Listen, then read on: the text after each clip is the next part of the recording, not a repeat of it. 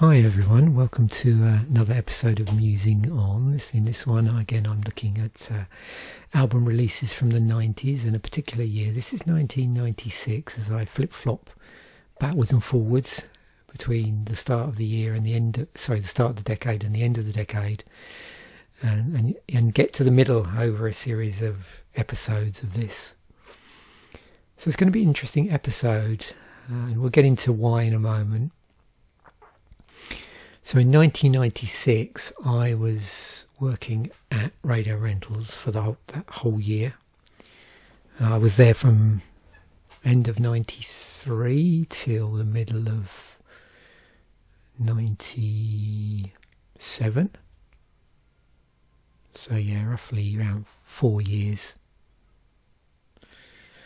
And as we go through, you'll see that this is quite a different episode from previous ones I've done because of the sheer lack of albums that I bought in that year that came out in that year. And we'll try and get under the bonnet and see why that is because a lot of these, or the prime goal of these episodes, or what I'm trying to aim for, is to really think about how was I consuming new music? What was I listening to when it came out? How much of my time was spent infilling, or my money was spent infilling on music? And also, are there instances and years where basically I just didn't have sufficient funds to cover everything?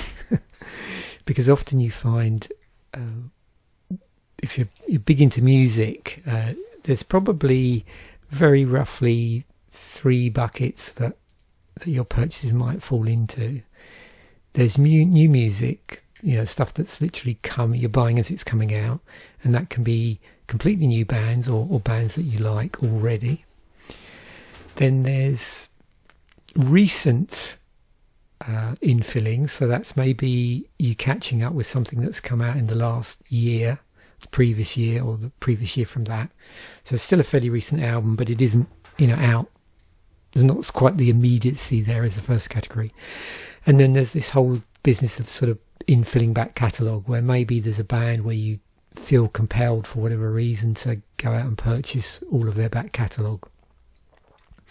So I tend to find whatever funds I have at the time are vying for, those 3 buckets in some ways.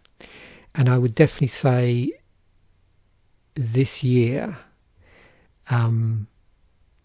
it was vying with a 4th bucket outside of the music buying. So they're the sort of 3 music buying buckets. But what if something else grabs, your funds? And at that point, I was waist deep in my postgraduate studies. So I was working full time at Radio Rentals, and then also I was doing this postgraduate diploma with the Open University in computing and manufacturing, and that was taking up quite a bit of my time, but also quite a bit of my monetary resources because I was funding it myself. And so as a consequence, I think what happened in 96 is I had less money overall to spend on music, because there was a lot of other side issues as well to do with, obviously I had to buy certain pieces of technology to be able to type up assignments, and also run some of the software. So there was that as well. And I think basically what happened was, something had to give. So buying new music took a hit. Yeah. But what's interesting, and we'll see as we go through and review the albums out that year, there was a lot of stuff from that year I did buy. It was a great year for music.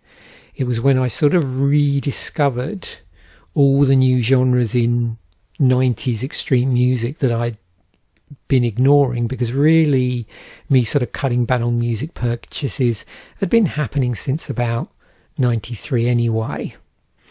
So so there was a process after 96 into 97 into 98 where there was a bit of an increase in my disposable income again, and I was able to buy some albums I'd missed out on.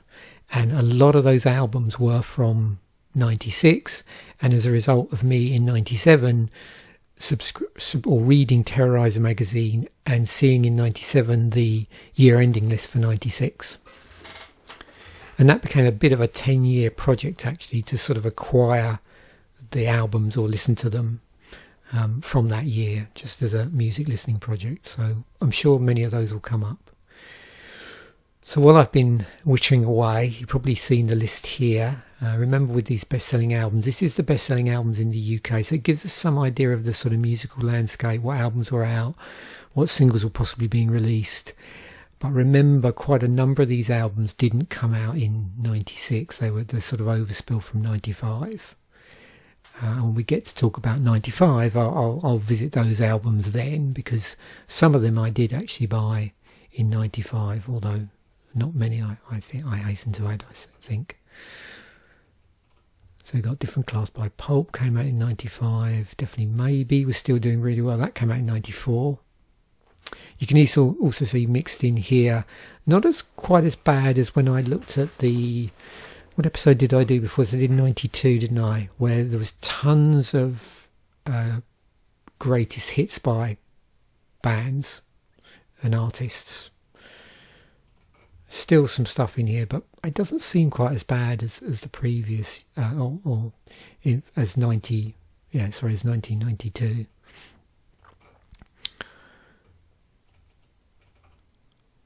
Yeah, so Bends by Radiohead, that came out in 95 as well. So yeah, Deep Girl by Sleeper was 96. So we'll get a rough idea of generally what sort of genres of bands were releasing prominent albums in 96 that I didn't lock into. Let's look at the Billboard 200 number ones of 96 again to get a different focus on this. And you can see previous years Jagged Little Pill was super popular then. We've got The Score by the Fugees, which did come out in 96. Didn't really listen to that. I think someone had it at work, so maybe there's a bit of an ambient listen there for that one. Tragic Kingdom, and that actually had come out the previous year in 95. So I can safely say, we'll know when I go through the year, and stuff might bubble up. But when I do a first pass on this, I try and just off the top of my head think, okay, what albums were coming out that year, do a real quick pass through the list and just see if things really just bounce out of me and go, yeah, no, I love that album. And at this point in the proceedings, before we start to dig deeper and sort of, dig up the bones of 96, it's Placebo, the debut album. Love this album, still do. I was listening to it the other morning. Yeah.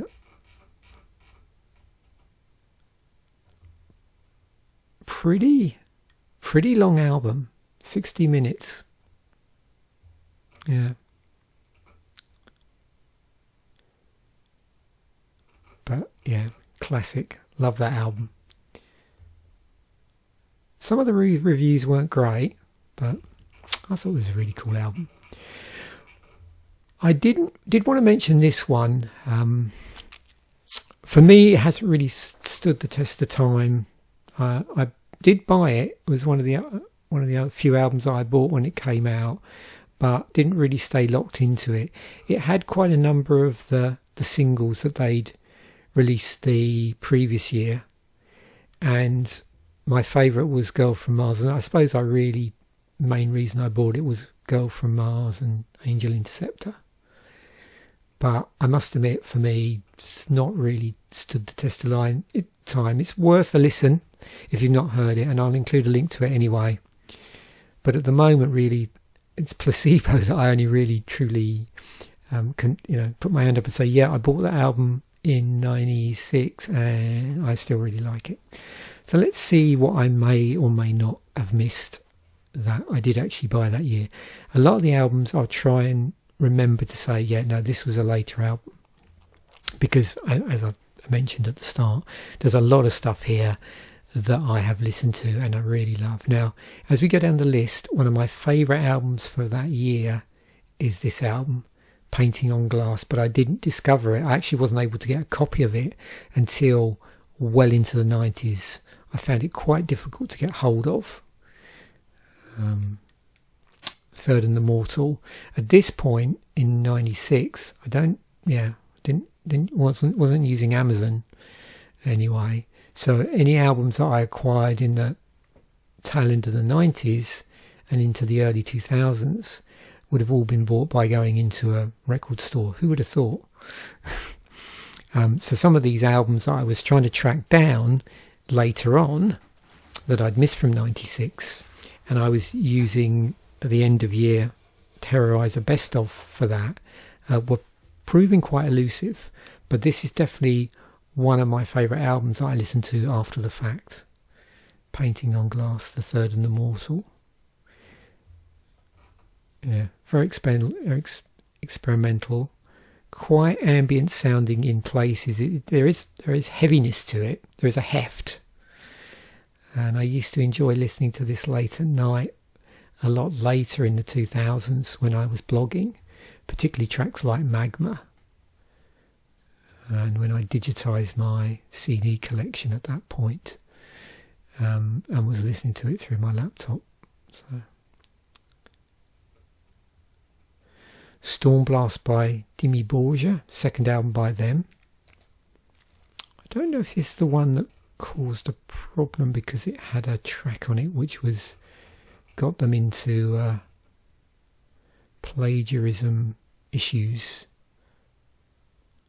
Yeah. There's a bit of a problem. Now,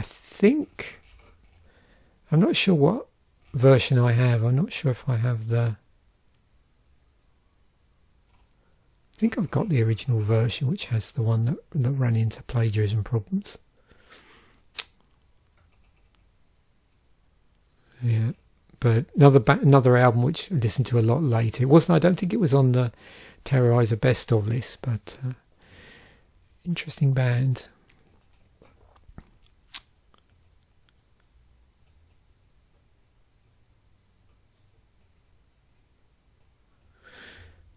I didn't really get into Bruce Dickinson as a solo artist until Chemical Wedding, which occurs sometime after this. So. Just as Race, another one that I didn't listen to until a lot later. It was a little while before I started to listen to In Flames. Not at this point in time. There's a lot of melodic death metal bands that I didn't really pick up on until about the 2000s. Good example of that is At the Gates, who I think I didn't listen to until after they disbanded. This is a bit of a classic, but another album that I didn't listen to until 97, 98 maybe. Probably 97, because I think it was one of the first ones I bought off of the Terrorizer 96 lists, and this is definitely one of my favourites from the year that I've listened to retrospectively. So, yeah.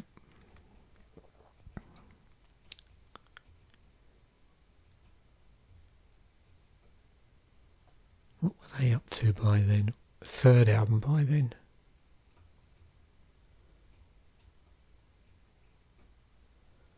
Annihilator on their fifth album. Oh, there's Roots again. Unless I accidentally scrolled back there. May have done.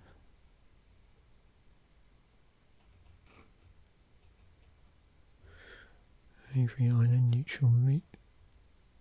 Wow. Didn't get to listen to this album. I don't know if I've ever listened to this one actually. When did it come out? What did it come out between? Oh, Pandemonium and this one. Yeah, I wasn't really keeping up very well. I had the Pandemonium CD, during that period, 94, I was basically down to buying CD singles of new stuff, so I bought that on CD single, the single off of that. Yeah. 94 to 96, I think, were pretty lean years. We'll probably find music buying wise when I get to talk about them, or new music buying wise, should I say.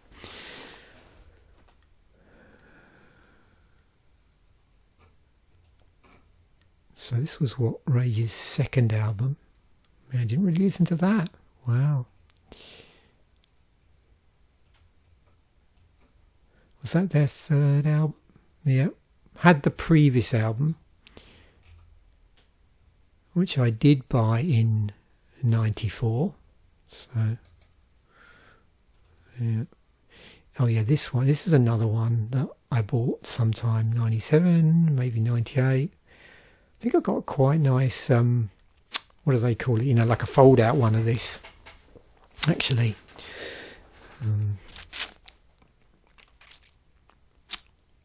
Was it Digipacks they called them? I'm trying to remember. Yeah, Neurosis. That was my introduction to Neurosis. Someone I worked with, my team leader on the support line, was on about this band, actually. I don't know whether he was a big fan of it. He was always on about how his roommate used to play Neurosis really loud. I mean, he was my team leader was a singer in a local sort of groove stroke thrash metal band, so he was into extreme music, but I don't know how much he enjoyed Neurosis. They're quite, I mean, I really like them, like a post-metal, sludgy, heavy band. And there's, you know, a few bands have sort of come out of that group of individuals around there. They've also got their own label as well. So I really enjoyed that album. Once I got round to listening to it again, it wasn't until a bit later. This is a pretty good album. I listened to it all the way through. This has got The Box on it. That's right, yeah. That's a really good track. Yeah, no, I think 96, I wasn't keeping up quite so much with the electronic stuff. And I'd seen Orbital do performances on the BBC where they were sort of broadcasting Glastonbury, I think, and was intrigued and had heard certain tracks, but it wasn't until quite a bit later I started to buy Orbital stuff.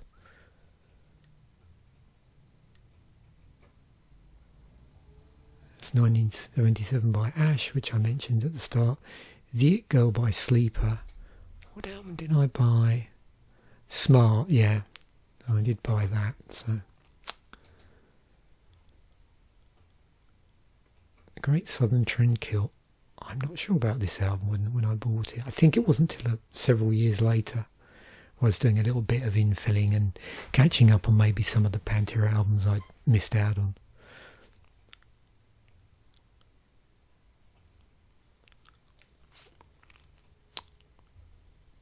Spin Doctor's third album. Fishbone, Annie DeFranco. I did see Annie DeFranco in Halifax sometime in the 2010s, actually. It's really good.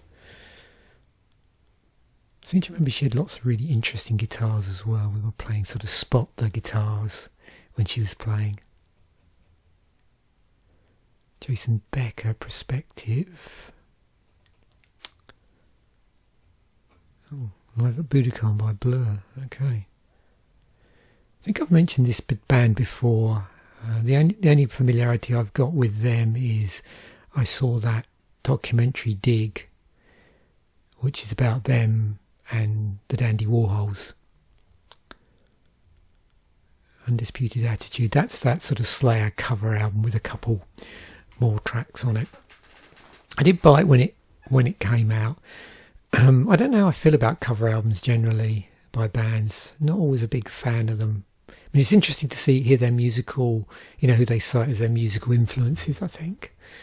But yeah, they don't always bear up, for me anyway, repeat listens. There's probably a few exceptions here and there, but generally it's not something I tend to always spend my hard-earned cash on. Tigger Milk by Belle and Sebastian. I didn't get into Belle and Sebastian till a lot later. Quite a twee sounding band, sort of twee pop, but very unique sound to them. Yeah, wistful pop. In fact, I think they had 2 albums out that year. Swan Song came out that year.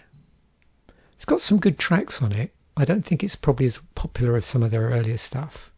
It's got Quick Keep On Rotting in the Free World. There's the Placebo album.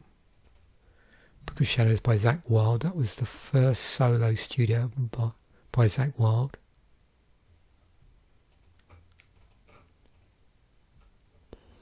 Very Proud of You by FI's second album.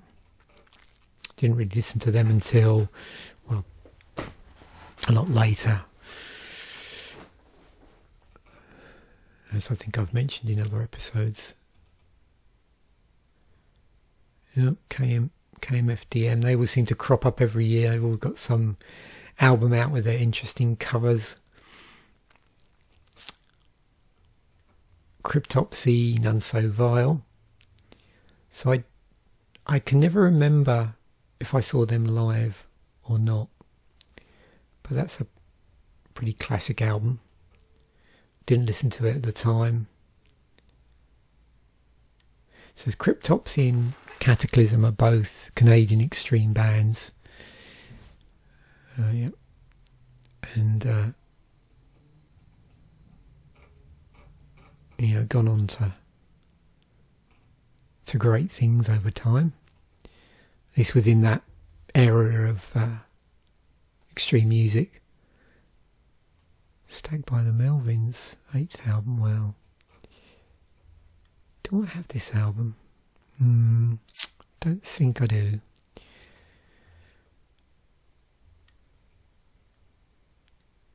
Now, this is one I have trouble remembering if I actually bought this album or not. So I'm not going to say it's got Ready to Go on it. I don't think I did, but that was a big hit. Ready to Go. Brave Murder Day by Catatonia.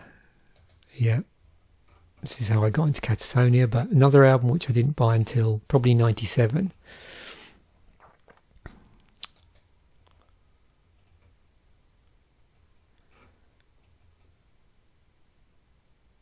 First Band on the Moon. So the Cardigans didn't really get into until, what was it?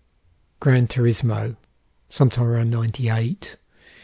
And then in the 2000s started to sort of infill the early albums. So I do own this album on CD, but it took a few years for me to track that down.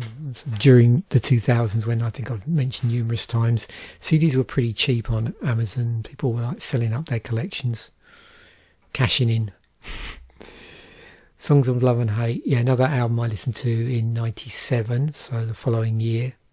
Picked up on that. Awakened by the Blood Divine. That was that band formed with ex-members of Cradle of Filth after Principle of Evil made Flesh, and Darren White from Anathema. Yeah, they're a really good band actually. Worth checking out if you never checked out the Blood Divine. I didn't really listen to them until Mystica, which came out in 97, but I didn't listen to that until 98, 99. I have that album actually. I mean, what does it class them as? Doom metal, gothic metal, yeah.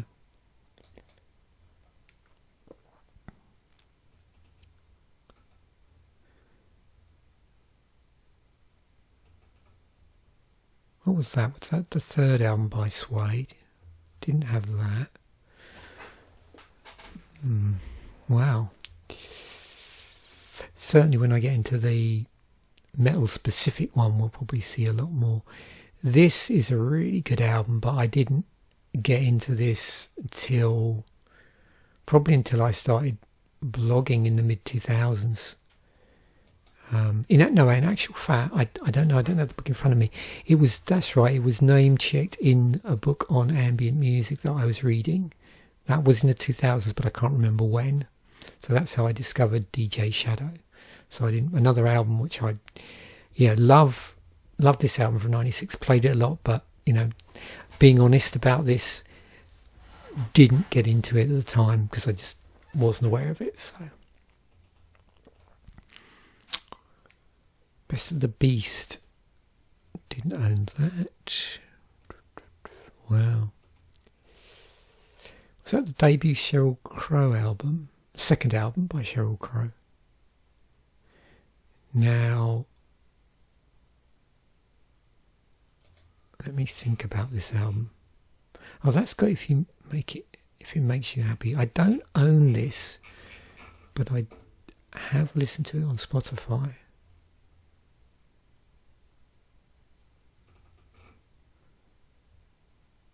Chiba. Wow. So yeah, everything that's jumped out so far is all retrospective listens, which in some ways is good. There's nothing that I've completely slipped my mind. This is a cool album. Yeah. So what was really cool about revisiting extreme music after a bit of time sort of out from it, from 97 onwards, and then infilling or backfilling, buying stuff from 96, 95, whatever, there's a lot of bands that I just knew nothing about but just blew my mind, and Tool were one. I remember listening to this album, just blowing me away. Bought this fairly early in 97. Maybe what I should have done is, let's bring that one up as an album that really impressed me from that year, just so I can... there are so many albums that there we go, October Rust. I did forget about that. That was one of the first albums I bought in 97 from 96, was October Rust.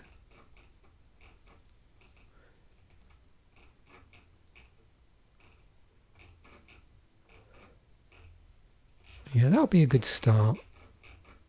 I could put... Oh, there's Morning Rise as well. Yeah, well, I missed out on that one as I was going through.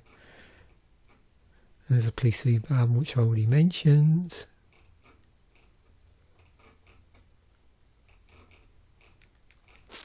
So I'm just going back on myself here because Energy... No, I didn't own that at any time.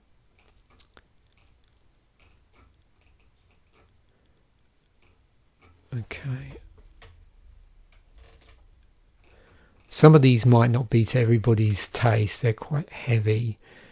And I was trying to find, where did I see Roots? Because that's another favourite of mine from this year, which I listened to a lot later in the year. Where Are You, Roots? By Sepultura.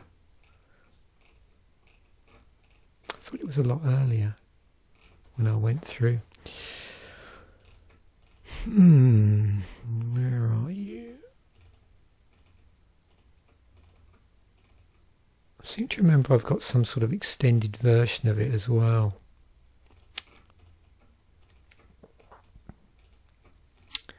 Oh well, I'm not going to dwell too long.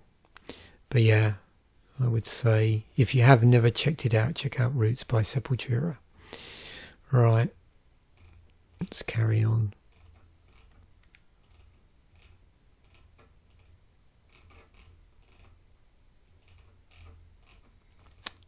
Okay, we will back to here. Oh, Black Earth by Arch Enemy.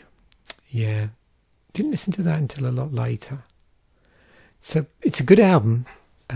It's not one of my favourite Arch Enemy albums, actually. I think as I've listened to them over the years, I definitely prefer sort of Angler era Arch Enemy.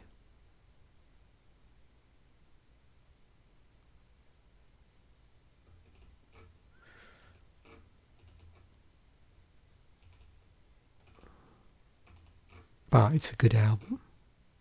Really, you know, you really appreciate on it just how talented,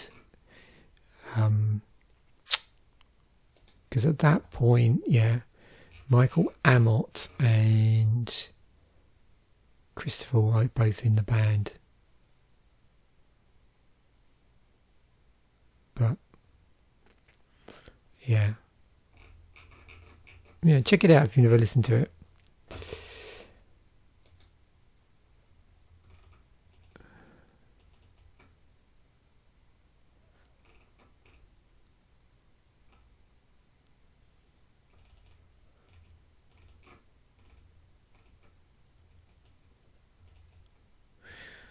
It's a Corrosion of Conformity album out. I do have it, although I think I prefer Blind more, and that came out in 91. Yeah, but it's a good album if you like sort of stoner rock and was it southern metal.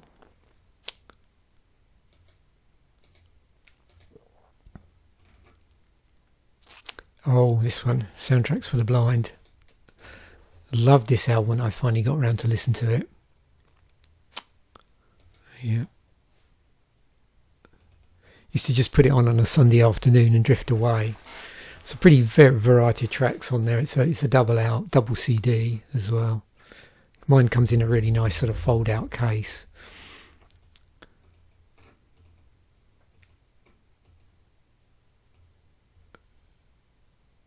Pre-Millennium Tension. I'm not sure what that's got on it. I haven't really listened to it.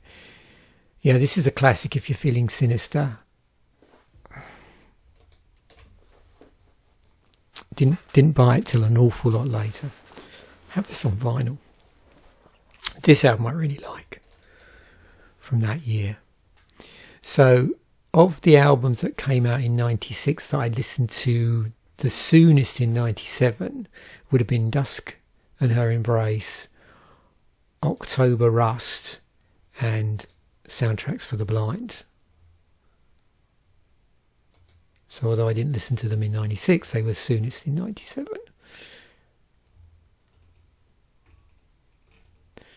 November, Dark Tranquility had an EP out.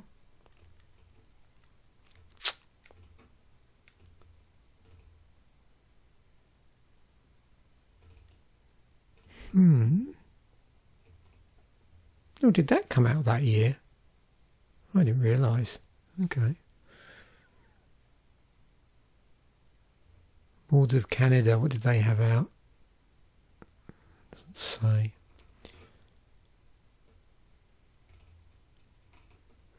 Yep. Spice Girls Wannabe. Killing Me Softly, yeah.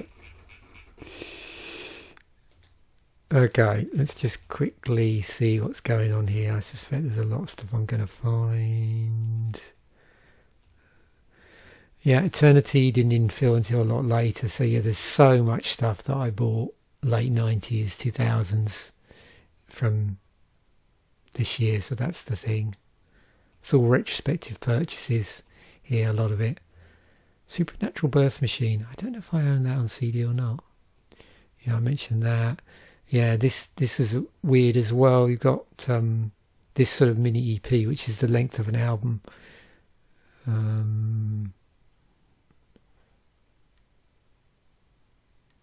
Released in 96. Oh yeah, Broken Glass by Crowbar. Another album I bought a lot later.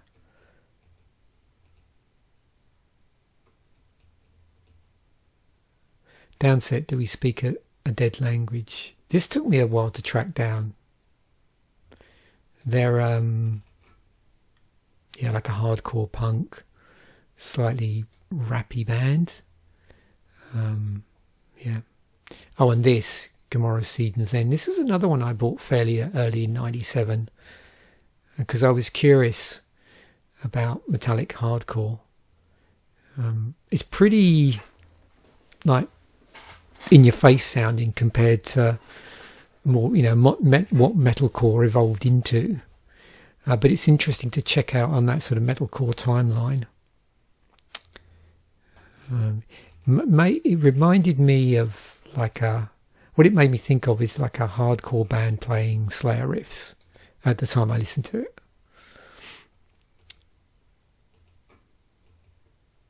Yep. Songs of Love and Hate by Godflesh. I've mentioned them in previous episodes because they were pretty prevalent in the 90s. This is a good album. In Search of by Fu Manchu. Another later listen. Sometime in the late 90s I listened to this. But as a result of listening to this, I then discovered that I was completely oblivious to Class and started infilling with their albums. So as a result of listening to some albums, when I went to check out other bands that had associations, I discovered that they'd long disbanded. Yeah, because I'd sort of got so behind the curve on this. Oh, there's a Cataclysm album. What was that? Second full-length album. Oh yes, Life is Peachy by Korn. This was another one where it just blew my mind. I'd not really heard anything like it. I was a bit late to the party with the new metal. Didn't buy this in 96, bought it like 97, 97, 98. Marduk, Heaven Shall Burn, When We Are Gathered. Didn't buy that until a lot later, probably the 2000s. Oh yeah, this one. It's a favourite of mine from that year. I'm always unsure with this one whether I actually did buy it in 96 or not. I do remember this one of those funny albums. I remember where I bought it because I was over in Crawley at the shopping centre there at what would have been, I suppose, the HMV back then. I'm assuming it's not there anymore. And the reason why I was over there is I got the day off and I was going for my first or an early Open University exam. Actually. So it probably was the following year, but I'm not sure. I'm trying to think when I did my first exam with the Open University. But yeah, bought this fairly soon after it came out. I mean, it did come out towards the end of the year, I think. Yeah, love that album.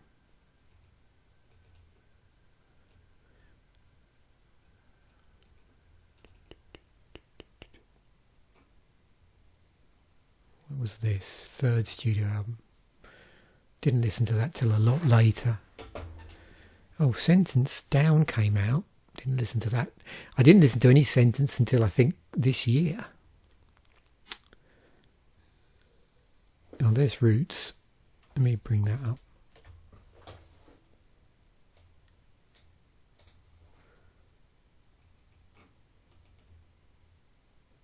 Oh, Pigwalk by Stuck Mojo. Yeah, I listened to this a lot when I first heard it in 97, 98 after the fact. This album I really like as well, Dol Gildor. I'm not sure when I bought this. That's the trouble. I know it wasn't. See, it says it came out in 97. I don't know what it's doing on the list here. I thought it would come out a little bit later.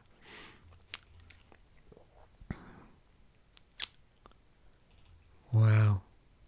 So yeah, so much after the fact stuff that I went on to really love. So out of this, what would I recommend listening to? Probably all of them. Do I need to put them in a sort of getting heavier? I mean, this might not be to everybody's taste. It took me a while to get into this because I just not listened to anything like this at the time. I was really late to the party with this sort of style of music.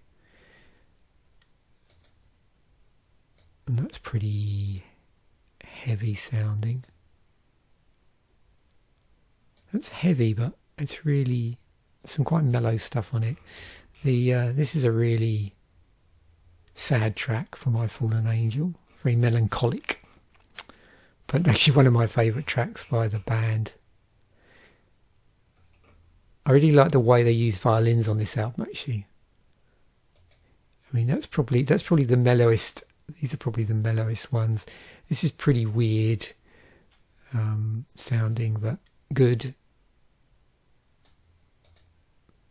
That could be a bit of a challenge. I don't know, roughly that order maybe, in terms of increasing extremity. So yeah, start off with these, not extreme at all, and then sort of progress maybe, I don't know, something like that. I'll include links to 1996 so you can go through and find links to all these albums. Okay, I always like to look at the films just to give me a bit of a secondary popular culture backdrop to this. Okay, what did I see? So most of these I've seen, but later. I don't remember seeing any of these. This was huge that year, but I didn't see most of these until after the fact. Yeah, so I vividly remember Trainspotting. 7, I didn't see it at the cinema, watched it probably a couple of years later. And I probably have seen, I haven't seen Jumanji, I don't think. Oh, I saw Twister fairly early on. I may have seen that at the cinema. So these are the high-grossing films in the UK. And then a list of #1 films in the UK as they sort of got released. So 7, Heat. I didn't watch this until after I'd seen the original, because this was a remake. So yeah. So I watched the original first. The original was called LA Takedown. So I saw LA Takedown first, then I saw Heat, but I have no recollection of where I saw Heat. I think it was on video, but it could have been at the cinema.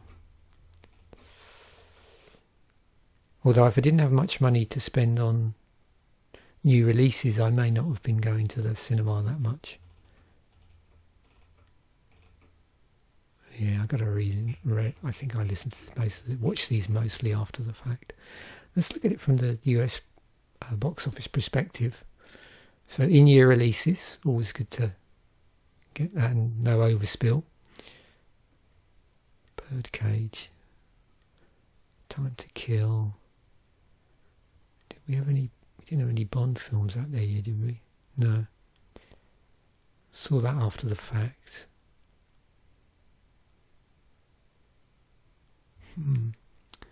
What about their week-on-week releases? So 12 Monkeys.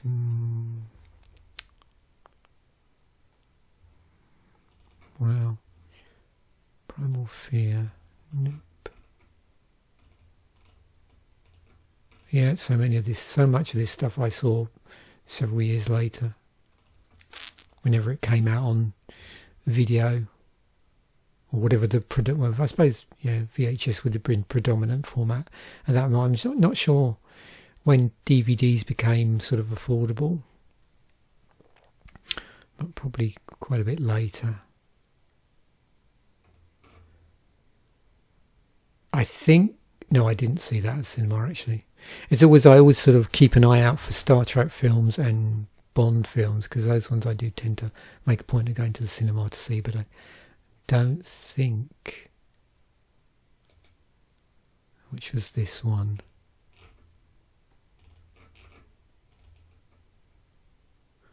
No, I have seen it. Oh yeah, I'm unsure there.